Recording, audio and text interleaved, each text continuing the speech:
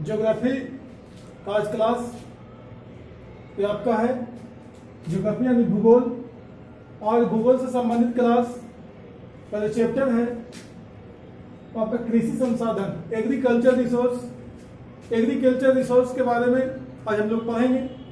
Agriculture resource यानी कृषि संसाधन होता क्या है? तो कृषि से संबंधित वे सभी वस्तुएं कृषि संसाधन कहलाती है, जिसका हम लोग इस्तेमाल करते हैं, उपयोग करते हैं। अगर सिर्फ संसाधन की बातें करें तो संसाधन पृथ्वी पर उपस्थित वे सारे ज्ञात वस्तुएं संसाधन कहलाते हैं, जिसका हम लोग अपने मानव जीवन में उपयोग करते हैं, या कुछ ऐसे भी वस्तुएं हैं जिसका मानव जीवन में उपयोग नहीं किया जा रहा है तकनीकी के अभाव की वजह से या ज्यादा लागत आने की वजह से, तो वो भी आपका संसाधन कहलाता है। तो कृषि भी एक प्रकार की संसाधन है। कृषि से संबंधित वे सभी वस्तुएं आपका संसाधन कहलाती है, जिसका उपयोग हम लोग करते हैं, किसान करते हैं, तो कृषि संसाधन कहलाते हैं। चलिए देखते हैं कृषि संसाधन से जुड़े हुए सवालों के बारे में। कृषि संसाधन से संबंधित कौन कौन से ऐसे सवाल हैं जो आपके परीक्षा के लिए, एग्जाम के लिए इंपॉर्टेंट है। तो सबसे पहला सवाल जो होता है वो सवाल है, हरा सोना किसे कहा जाता है? तो हरा सोना आपका चाय को कहा जाता है। चाय जो है वो हरा सोना कहलाता है, गोल्डन यानी ग्रीन गोल्ड, है ना। चाय जो है ग्रीन गोल्ड कहलाता है, हरा सोना कहलाता है। अगर बात करें उजला सोना, तो उजला सोना कपास को कहा जाता है। पिछले क्लास में और भी कृषि संसाधन से संबंधित प्रश्नों को देख सकते हैं। तो उजला सोना आपका कपास कहलाता है। कपास यानी जिसको रुई, है ना, कहा जाता है, कॉटन कहा जाता है, वो आपका कपास उजला सोना कहलाता है। आगे सवाल आता है कि हरा सोना जो चाय है वो चाय में कौन सा रासायनिक पदार्थ होता है? तो थीन नाम का रासायनिक पदार्थ यानी नशीला पदार्थ होता है। और अगर कॉफी की बात करें तो कॉफी में कौन सा नशीला पदार्थ यानी रासायनिक पदार्थ? कॉफी में कैफीन होता है, चाय में थीन होता है। और तंबाकू में कौन सा नशीला पदार्थ यानी रासायनिक पदार्थ होता है? तो निकोटिन होता है। चाय में आपका थीन होता है, कॉफी में कैफीन होता है, और तंबाकू में निकोटिन नाम का रासायनिक पदार्थ पाया जाता है। चलिए आगे देखते हैं। नेक्स्ट सवाल है प्रश्न नंबर 4, रेशम के कीड़े किस पौधे के पत्तियों को खिलाकर पाला जाता है? तो कीड़ा होता है वो शहतूत या रेव आप लोग देखे होंगे, गांव में आपको देखने को मिलता है ज्यादातर रेव के आपका पौधे दिखते हैं। तो शहतूत और रेव के पौधे की पत्तियों को खिला करके पाला जाता है रेशम के कीड़े को। शहतूत का पौधा और रेव के पौधों पर ही आपका रेशम के कीड़े को पाले जाते हैं। और आगे सवाल आता है कि किस पौधे या झाड़ियों के पत्तियों को खिलाकर पाला गया रेशम के कीड़े से सर्वोत्तम रेशम प्राप्त होता है? तो सबसे अच्छा क्वालिटी का जो रेशम होता है वो मलबरी रेशम होता है, यानी मलबरी नाम का पौधा। तो मलबरी नाम का पौधा यानी झाड़ी है, और इसी मलबरी नाम के पौधे पत्तियों को खिला करके जो रेशम के कीड़ा पाला जाता है वो आपका सर्वोत्तम रेशम उससे प्राप्त होता है। तो इसीलिए कहा जाता है कि मलबरी जो रेशम है वो आपका सबसे अच्छा किस्म का रेशम है। रेशम सबसे सर्वोत्तम किस्म का रेशम है। नेक्स्ट सवाल आता है 6 नंबर, सबसे सर्वोत्तम रेशम का किस्म कौन सा? तो मलबरी है। मलबरी जो है सबसे सर्वोत्तम रेशम का किस्म है। नंबर, रेशम के अन्य किस्मों का नाम लिखना है। तो रेशम के अन्य किस्म कौन कौन से हैं? तो मलबरी भी आपका रेशम है, रेशम का किस्म है, और इसके अलावा मलबरी का सबसे अच्छा किस्म का मलबरी है। उसके बाद आपका निम्न किस्म के है, तो मूंगा है, तसर है, ईरी है। तो मूंगा, तसर और ईरी जो है ये भी आपका रेशम का ही किस्म है, लेकिन ये निम्न किस्म के हैं। निम्न किस्म के हैं आपका मूंगा, तसर और ईरी। सबसे अच्छे किस्म का सर्वोत्तम किस्म वाला मलबरी आपका रेशम अच्छा होता है। चलिए 8 नंबर सवाल आता है, रेशम के कीड़े को व्यस्त होने पर कीड़े के चारों तरफ जमा होने वाला पराग को क्या कहते हैं? तो जो रेशम का कीड़ा होता है और रेशम के कीड़ों के चारों ओर जो जम जाता है पदार्थ, और उस पदार्थ को कोकून कहते हैं। तो कीड़े के चारों तरफ जम जाता है व्यस्त होने पर, और उसी कोकून को गर्म किया जाता है, यानी उबाला जाता है, और उबाल करके कीड़ों को मार दिया जाता है जान से, है ना। गर्म करेंगे, उबालेंगे पानी में, तो आपका क्या होगा? रेशम का कीड़ा मर जाएगा। और जैसे ही रेशम का कीड़ा मर जाता है तो कीड़े के खाल से रेशे निकाल लिए जाते हैं। कीड़े के जो खाल होते हैं उसी का रेशम निकाल लेते हैं, रेशम का रेशा प्राप्त कर लिया जाता है। और आगे सवाल आता है कि एक कोकून से लगभग कितना लंबा रेशम के रेशे प्राप्त होते हैं। तो एक कोकून जो होता है वो एक कोकून से लगभग 3 किलोमीटर आपका लंबा रेशम का रेशा प्राप्त होता है एक कोकून से। अब समझ सकते हैं कि जब एक कोकून से आपका 3 किलोमीटर लंबा रेशम का प्राप्त होता है तो है कि इसी रेशम से रेशम का जो आपका कीड़ा होता है, कोकून जो होता है, वो कोकून से आपका रेशम के धागे बनाए जाते हैं। और रेशम के धागे जब बनते हैं तो रेशम के धागे से आगे रेशम के कपड़े बनते हैं, और कपड़ा जो हम लोग अपने जीवन में उपयोग करते हैं तो वही कपड़ा होता है रेशम का कपड़ा, जो कोकून से प्राप्त किया जाता है, रेशम के कीड़ा से प्राप्त किया जाता है। चाहे तो मलबरी आपका रेशम हो या मूंगा हो, तसर हो, इली हो, हाँ ना, कोई भी हो, तो आपका रेशम के कीड़े से ही आपका प्राप्त किए जाते हैं। नेक्स्ट सवाल आता है, रेशम उत्पादन के लिए रेशम के कीड़ों के पालन के विज्ञान को क्या कहते हैं। रेशम उत्पादन के लिए रेशम को जो पाला जाता है रेशम के कीड़ों को, और रेशम के कीड़ों के पालन का जो विज्ञान होता है उसको सेरीकल्चर कहा जाता है। रेशम उत्पादन, सेरीकल्चर यानी रेशम उत्पादन कहलाता है। रेशम के कीड़ों के पालने के विज्ञान को सेरीकल्चर कहा जाता है।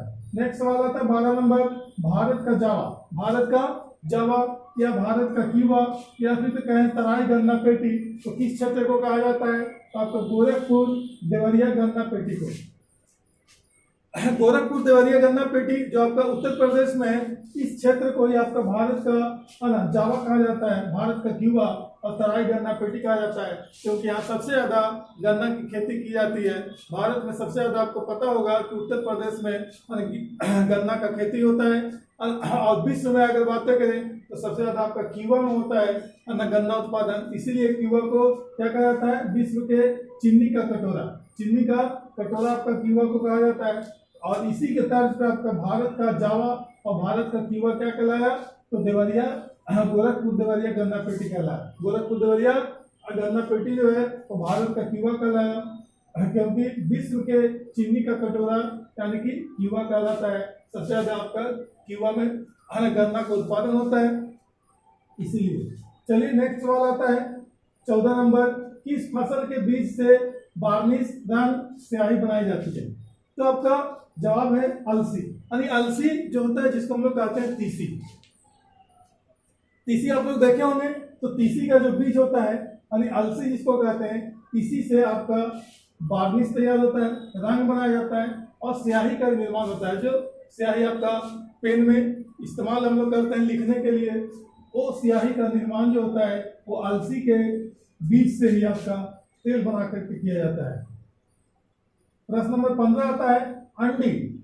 अंडी जिसको रेवड़ी कहा जाता है, अंडी का अन्य नाम क्या है, तो रेवड़ी। रेवड़ जो होता है गांव में देखे होंगे, तो गांव में जो रेवड़ होता है उसी रेवड़ को बताया गया है कि रेवड़ की जो आपका पत्तियां होती है, इसी पत्तियों पे आपका रेशम के कीड़ों को पाला जाता है। और रेशम के कीड़ों को कैसे पाला जाता है, तो रेवड़ के पत्तियों को खिलाकर, रेवड़ के पत्तियों को और सहतूत के पत्तियों को खिलाकर पाला जाता है। तो वही रेवड़ की बातें यहाँ पे हो रही है कि अंडी का अन्य नाम क्या है, तो रेवड़ी। रेवड़ी यानी रेवड़ के पौधे से ही आपका अंडी यानी रेवड़ी प्राप्त होता है। और रेवड़ी के आपका तेल भी होता है जिसका इस्तेमाल वार्निश बनाने में, रंग बनाने में किया जाता है। नेक्स्ट सवाल आता है कपास के बीज से निकाला गया तेल को क्या कहते हैं। तो कपास के बीज के चारों तरफ जो आपका रेशा होता है उस रेशा को आपका रुई कहते हैं। लेकिन जो कपास का बीज होता है वो बीज जो है वो आपका उससे जो तेल बनता है वो बिनौला कहलाता है। कपास के बीज से बनाया गया तेल आपका बिनौला कहलाता है, बिनौला।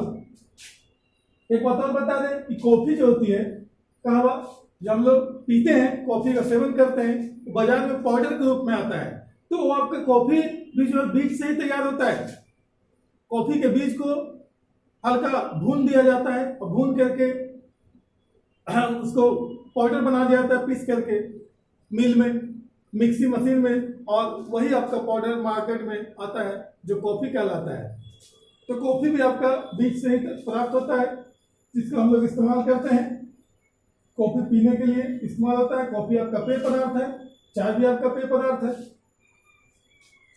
बीज को सबसे पहले किसके द्वारा लाया गया था? तो बाबा बुत्तन साहब नाम के एक फकीर के द्वारा लाया गया था अरब से, और ला करके नीलगिरी के पश्चिमी ढलानों पर 600 से 800 मीटर की ऊंचाई पर आपका ऐसे फेंक दिया गया था, और वही आपका बीज से पौधा तैयार हो गया था, और लोग यूज करना चालू कर दिए उसे, और उसी समय से आपका खेती शुरू हो गया कॉफी के लिए। उसी तरह से आपका रबर का पौधा भी आपका ब्राजील से लाया गया था, और ब्राजील से लाकर के केरल में 1826 ईस्वी में रोपा गया था, और लाने वाले व्यक्ति का नाम हेनरी विलियम है। हेनरी विलियम ने रबर का पौधा को भारत में ब्राजील से लाए थे केरल में 1826 ईस्वी में। इस प्रकार से आपका है ना सवाल है, टोटल आपका 18 सवाल, और जब आपका स्क्रीन पर दिख रहा है जो कृषि संसाधन से संबंधित सवालें हैं।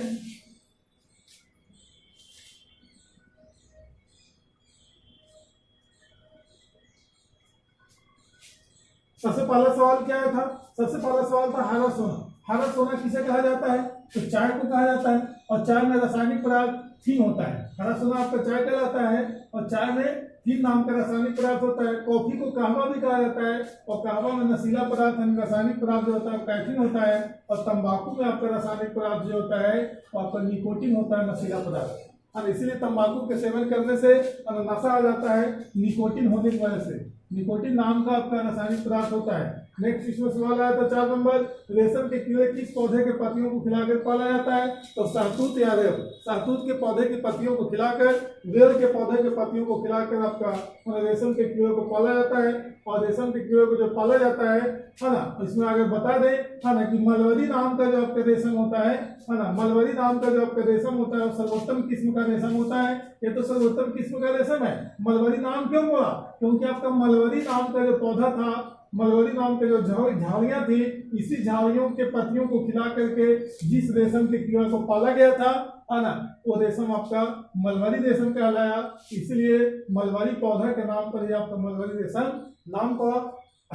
नेक्स्ट इसमें सवाल आया था कि सबसे सर्वोत्तम रेशम का किस्म? तो मलबरी अब तक सबसे सर्वोत्तम किस्म है, और रेशम का जो अन्य जो किस्म है, निम्न किस्म के जो रेशम होते हैं वो मूंगा, कसर और ईरी होते हैं। रेशम के कीड़े को व्यस्त होने पर कीड़े के चारों तरफ जमा होने वाला जो पदार्थ होता है वो कोकून होता है। जब व्यस्त हो जाता है रेशम का कीड़ा, तो व्यस्त होने के बाद चारों तरफ उसके एक पदार्थ जम जाता है, और उसी पदार्थ को कोकून कहा जाता है। और रेशम का जो रेशा होता है, वो रेशा को प्राप्त करने के लिए फिर क्या किया जाता है कि कोकून को उबाल दिया जाता है। कोकून को आपका पानी में उबाल दिया जाता है। जैसे कोकून को पानी में उबाला जाता है, तो कोकून तो आपका रेशम के कीड़ा के चारों तरफ होता है ना। तो उबालने के बाद गर्म के वजह से आपका कीड़ा जो होता है रेशम का वो मर जाता है। कीड़ा जब आपका मरता है, तो कीड़ा के मरने के बाद कीड़ा के चारों तरफ, रेशम के कीड़ा के चारों तरफ जो रेशम का खाल होता है, उसी खाल से रेशा तैयार कर दिया जाता है, रेशम का निकाल लिया जाता है। और बातें करें कि एक जो कोकून होता है, वो एक कोकून से लगभग 3 किलोमीटर लंबा रेशम का रेशा प्राप्त किया जाता है। और रेशम उत्पादन के लिए रेशम के कीड़ों को पालने की जो विज्ञान होती है आपका सेरीकल्चर कहलाता है। ये आपका रिपीट हो गया। भारत का जावा, भारत का क्यूबा, तराई गन्ना पेटी, तो गोरखपुर देवरिया गन्ना पेटी कहा जाता है, क्योंकि भारत में सबसे ज्यादा गोरखपुर देवरिया गन्ना पेटी में गन्ना का उत्पादन होता है। विश्व के चीनी का कटोरा, तो क्यूबा को कहा जाता है। विश्व में सबसे ज्यादा आपका गन्ना की खेती क्यूबा में होती है, इसीलिए आपका क्यूबा को चीनी का कटोरा कहलाया। और इसी क्यूबा के तर्ज पर भारत का क्यूबा गोरखपुर देवरिया गन्ना पेटी को कह दिया गया। और एक फसल था अलसी या तीसी, और इसी अलसी और तीसी के बीच से आपका बार्निश रंग और स्याही बनाई जाती है। और अंडी का अन्न आपका रेवड़ी है, रेल है, रेल के पौधे से आपका रेवड़ी यानी अंडी प्राप्त होता है। और इस अंडी या रेवड़ी के बीज से भी आपका तेल बनता है, और उस तेल का इस्तेमाल बार्निश बनाने में, रंग बनाने में किया जाता है। और कपास के बीज से आपका निकाला गया जो तेल होता है वो बिनौला कहलाता है। और मसालों का घर, मसालों का बगीचा या मसालों का भंडार तो आपका केरल कहलाता है, क्योंकि केरल में सबसे ज्यादा आपका मसालों की खेती होती है। प्राचीन काल से आपका जब भारत में आपका पुर्तगाली सबसे पहले आया था, तो मसाला के व्यापार करने के लिए आया था। भारत से आपका मसाला ले जाने के लिए आया था और यहाँ से मसालों को ले जाता था और ऊंचे ऊंचे दामों पे आपका अपने पुर्तगाल में ले आकर के बेचता था। तो प्राचीन काल से आपका केरल प्रसिद्ध रहा है मसालों के लिए, इसीलिए केरल को मसालों का घर, मसालों का बगीचा या मसालों का भंडार कहा जाता है। तो ये आपका रहा आज के क्लास में कृषि संसाधन से संबंधित सवाल जवाब। आगे फिर नेक्स्ट क्लास में देखेंगे।